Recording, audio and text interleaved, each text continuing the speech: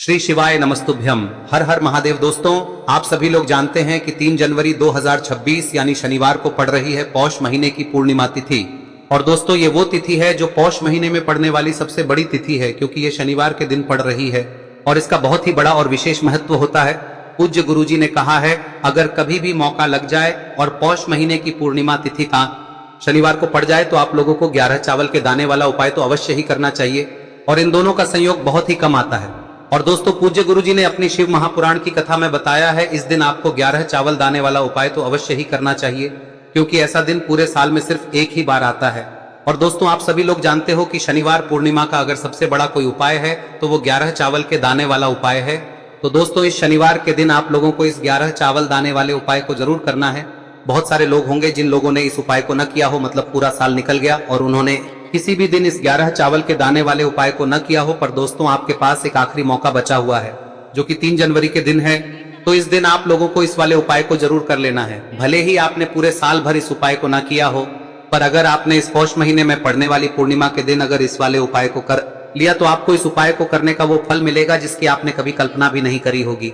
इसीलिए आप लोग इस वाले उपाय को एक बार जरूर कर लेना, ताकि आप लोगों के हाथ से यह मौका ना जा सके और आपको इस उपाय को करने का फल मिल सके।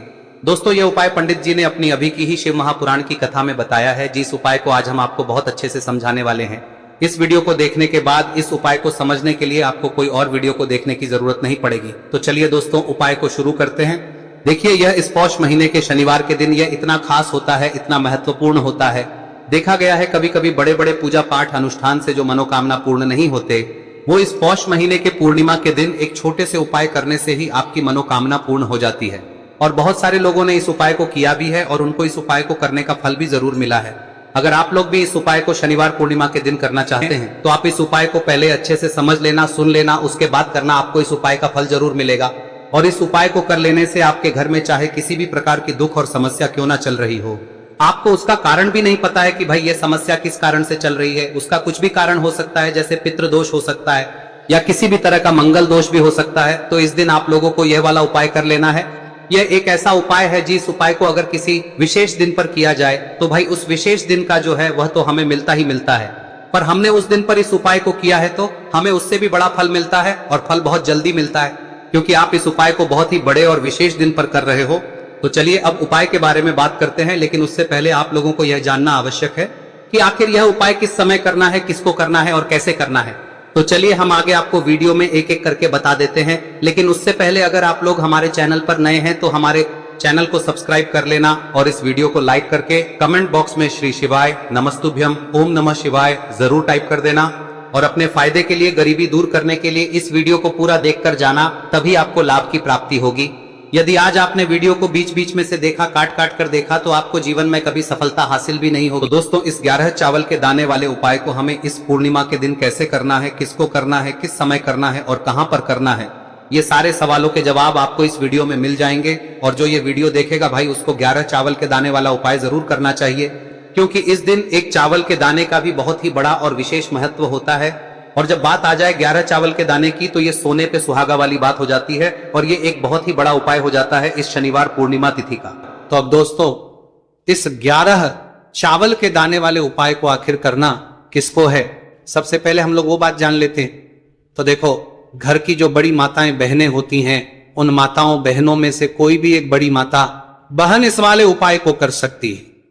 और दोस्तों, अगर आप चाहें तो अपने घर में से सभी सदस्यों को भी इसको करवा सकते हैं। अगर किसी व्यक्ति की खुद की कोई मनोकामना है, खुद की कोई दुख और परेशानी है जो कि वो अपने लिए ही करना चाहता है इस वाले उपाय को, तो वह खुद अपने लिए भी कर सकता है। बाकी अगर कोई घर में से ऐसा है जो कि अपने पूरे घर परिवार की सुख और शांति के लिए ये वाला उपाय करना चाहता है, तो भाई वो भी कर सकता है, उसमें भी कोई दिक्कत वाली बात नहीं है।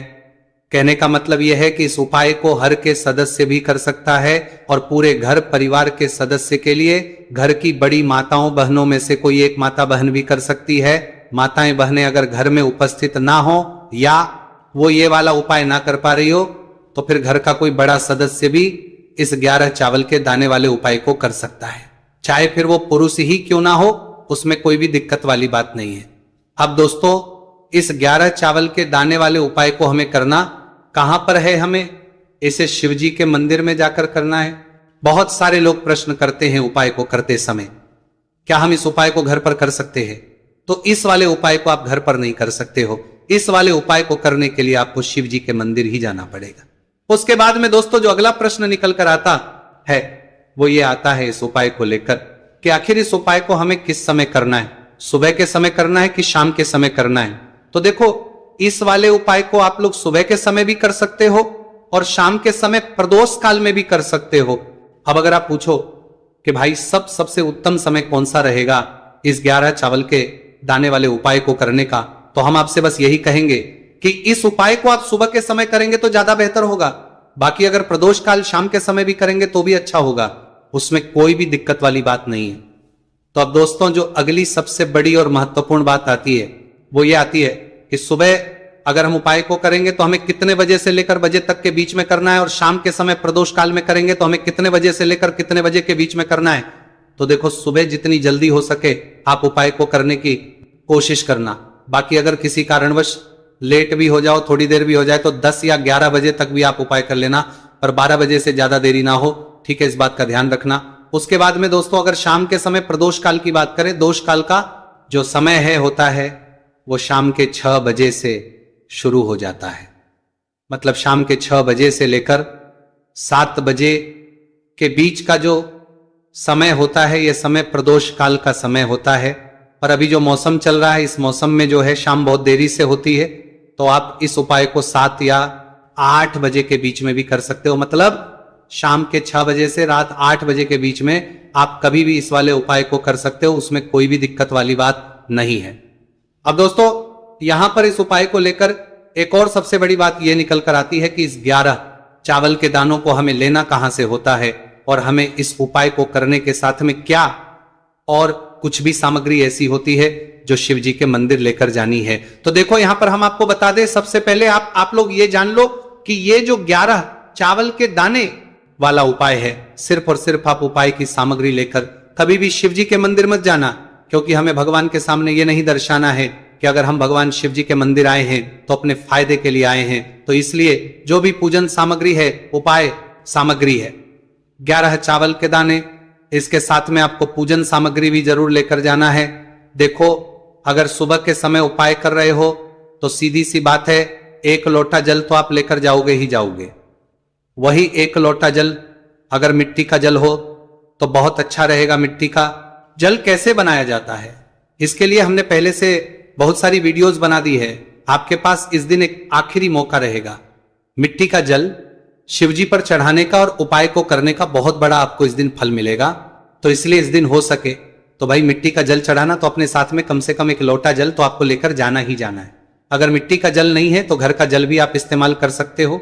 इसके अलावा जो भी पूजन सामग्री है, देखो 11 चावल के दाने ये अलग आपके रहेंगे और जो आपकी पूजन सामग्री रहेगी वो अलग रहेगी। पूजन सामग्री में आप जो भी चीज लेकर जाना चाहे वो लेकर जा सकते हैं, उसमें कोई भी दिक्कत वाली बात नहीं है। वही अगर हम बात करें शाम के समय की, तो शाम के समय शिवजी पर जल नहीं चढ़ता है, इसीलिए शाम के समय आप लोग एक दीपक तैयार कर ले जो कि गोलबत्ती का, आटे का, शुद्ध देसी गाय का घी का होगा है। इस बात का आप लोगों को ध्यान रखना है और इस दीपक को आपको घर से जलाकर नहीं लेकर जाना है, भगवान शिव जी के मंदिर में जाकर ही जलाना है। इस बात का भी आप लोगों को ध्यान रखना है। अब दोस्तों यहां पर हमें इस बात को समझना है कि ये 11 चावल के दाने हमें लेना कहां से है, क्या हमें दुकान से लेकर आना है या हमें अपने घर से लेना है या कहां से लेकर आना है और कौन से चावल लेना है, क्योंकि चावल भी बहुत प्रकार के होते हैं। तो देखो इन सभी सवालों के जवाब आप लोग एक बात में सुन लो कि भाई ये जो है इस उपाय में आपको ये नहीं देखना है कि भाई कौन से चावल है कौन से चावल नहीं है। बस जो भी चावल ले रहे हो वो चावल का दाना सबूत होना चाहिए, मतलब साबुत होना चाहिए, टूटा हुआ नहीं होना चाहिए, कटा पीटा नहीं होना चाहिए। ये बात आपको ध्यान रखना है। बाकी आपका चावल बासमती हो या सादा चावल हो या कोई सा भी चावल हो, उसमें कोई भी दिक्कत वाली बात नहीं है। तो सीधी सी बात है कि आपके घर के रसोई घर में जहां पर आप भोजन बनाते हो वहां पर जो भी चावल आपके उपस्थित हो उन चावलों में से अपनी 1 कटोरी लेना या 1 मुट्ठी चावल अलग से निकाल कर रख लेना, क्योंकि हम 11 चावल ही यहां पर इस उपाय में लेने वाले हैं। तो हमें ये चावल के दाने गिनकर निकालने पर डटेंगे। इस बात का आप लोगों को ध्यान रखना है। तो अपने उस चावल की कटोरी में से या चावल में से 11 ऐसे चावल के दाने आप लोग निकाल लो जो कि टूटे हुए ना हो, कट्टे पीटे ना हो, जिनमें कोई दाग ना लगा हुआ हो, है ना। अच्छे साबुत चावल के दाने 11 दाने आप लोग निकाल कर रख लो और इन किसी भी एक कागज की पुड़िया में या किसी एक छोटी सी कटोरी में आप लोग रख लो, ताकि यह सुरक्षित रहे, आपके एक भी चावल का दाना इधर उधर ना हो और आपका उपाय भी पूरा अच्छे से हो जाए। तो भाई जैसे ही आपका उपाय की जो सामग्री है 11 चावल के दाने ये तैयार हो जाते हैं, उसके बाद में आपको जो भी अपनी पूजन सामग्री है सुबह के समय कर रहे हो तो एक लोटा जल या पूजन सामग्री जो लेकर जाना चाहो उसकी भी तैयारी कर लेना, और किस समय जा रहे हो तो भाई अपना जो दीपक है उसे तैयार कर लेना, ठीक है। और उपाय को करते समय शुद्धता का विशेष रूप से ध्यान रखना, ठीक है। सुबह सुबह स्नान करने के बाद ही उपाय को करने की आप लोग तैयारी करना। उसके बाद अगर शाम के समय की बात करें तो शाम के समय आपको स्नान करने की जरूरत नहीं है, पर शुद्धता का ध्यान रखना है। आपको स्नान तो नहीं करेंगे, आप हाथ मुंह धोकर भी इस वाले उपाय को शाम के समय प्रदोष काल में कर सकते हैं, इसमें कोई की बात नहीं है। तो आप अपने उपाय की पूरी सामग्री तैयार करके आपके पास ही में जो आपका शिव मंदिर हो वहां पर पहुंच जाइए। सबसे पहले शिव मंदिर में जाकर आप लोगों को उपाय नहीं करना है, पहले भगवान के दर्शन करना है, भगवान से आशीर्वाद प्राप्त करना है, फिर शिव जी की शिवलिंग के पास में आना है। शिवलिंग के पास में आने के बाद आप जो पूजन सामग्री लेकर आए हुए हैं, जैसे कि सुबह गए हुए होंगे तो एक लोटा जल और जो भी पूजन लेकर आए हैं आप उनसे भगवान शिव जी की पूजन कीजिए। सबसे पहले तो एक लोटा जल ही चढ़ेगा, उसके बाद में आपकी पूजन सामग्री चढ़ेगी। उसके बाद में अगर दोस्तों शाम के समय अगर आप इस उपाय को कर रहे हो तो अपने साथ में कम से कम एक जो दीपक है गोलबाती का जो आप अपने साथ में लेकर गए हो, उस दीपक को मंदिर में जाकर अपनी माचिस से जलाना है और उस दीपक को शिवलिंग के पास में रखना है, ठीक है। इस दीपकों के बाद ही आप लोगों को अपना ये वाला उपाय शुरू करना है, और दीपक को ज्यादा पास में मत रखना, वैसे भी गर्मी पड़ रही है, भगवान शिव जी को आंच नहीं लगनी चाहिए, है ना। तो भाई जैसे ही आपकी पूजा अर्चना हो जाती है आप भगवान शिव जी को प्रसन्न कर लेते हैं। उसके बाद में शिवलिंग के पास ही में आप कहीं पर बैठ जाइए, सामने या आसपास जिस जगह पर आपको बैठना हो वहां पर बैठ जाइए और अपने वो 11 चावल के दाने अपने सामने निकाल कर रख लीजिए, क्योंकि अब यहां पर करने की आपको तैयारी करना है। और इस तरीके से जब आप उपाय करेंगे पूजन सामग्री करने के बाद, पूजन अर्चना करने के बाद, तो आपको उपाय का फल बहुत जल्दी और बहुत बढ़ा होकर मिलेगा। तो अपने 11 चावल के दाने अपने सामने निकाल कर रख लेना, और ये जो उपाय है ये आपकी सीधे हाथ की हथेली से होगा, इसलिए इस बात का भी विशेष रूप से ध्यान रखना है। तो सीधे हाथ की हथेली का प्रयोग करके ही आप लोग अपना इस वाले उपाय को करना। अपने सामने जो भी आपकी कागज की पुड्डियां हैं उसको रख लो, या कटोरी है तो भाई उसे अपने सामने रख लो और अपने वो 11 चावल के दाने निकाल लो, ठीक है। उसके बाद में दोस्तों अब आपको क्या करना है कि शिवलिंग आपके सामने होगी, तो आपने वो 11 चावल के दाने एक एक करके आपको शिव जी के शिवलिंग के ऊपर चढ़ाना है। कहां पर चढ़ाना है? शिवलिंग के ऊपर चढ़ाना है, और कहीं पर भी नहीं चढ़ाना है, आपको अपने हथेली से शिवलिंग के ऊपर चढ़ना है। भले ही फिर वो अपने आप जलाधारी पर गिर जाए या मतलब वहीं पर गिर जाए, उसमें कोई दिक्कत वाली बात नहीं है, पर आप चढ़ाओ शिवलिंग के ऊपर ही। तो आपको क्या करना है, अपना पहला चावल उठाना है, श्री शिवाय नमस्तुभयम बोलना है और शिवलिंग पर चढ़ा देना है। इसी तरीके से दूसरा चावल का दाना उठा है, शिवलिंग पर चढ़ाना है और मंत्र बोल देना है, और फिर तीसरा चावल का दाना उठाना है, श्री शिवाय नमस्तुभयम बोलना है और चढ़ा देना है। इसी प्रकार से आपको पूरे 11 चावल के दाने एक एक करके शिवजी के शिवलिंग के ऊपर चढ़ाना है और भगवान से प्रार्थना करते जाना है। मतलब प्रार्थना तो आपको आखिरी में करना है, पर हर एक के दाने को चढ़ाते समय श्री शिवाय नमस्तु भयम जरूर बोलना है। उसके बाद ही में ये चावल का दाना शिवलिंग के ऊपर आपको चढ़ाना है। जैसे ही आपके 11 चावल के दाने शिवलिंग के ऊपर जाते हैं तो भाई उसके बाद में आपको क्या करना है, भगवान से अपनी मनोकामना बोलना है। मनोकामना भी कब बोलना है? जब आपका 11 चावल का दाना आपके सीधे हाथ की हथेली में हो और आप उसे चढ़ाने के लिए जा रहे हो, श्री शिवाय नमस्तु भयम बोलकर उस आखिरी चावल के उस शिवलिंग के ऊपर चढ़ा देना और भगवान से फिर अपनी वहां मनोकामना बोल देना। जिस मनोकामना के लिए आप लोग अपना ये वाला उपाय कर रहे हो, जिस भी दुख और परेशानी के लिए आप लोग अपना ये वाला उपाय कर रहे हो, उसके बाद में जैसे ही आप अपनी मनोकामना बोल देते हो आपका ये वाला उपाय पूरा हो जाता है।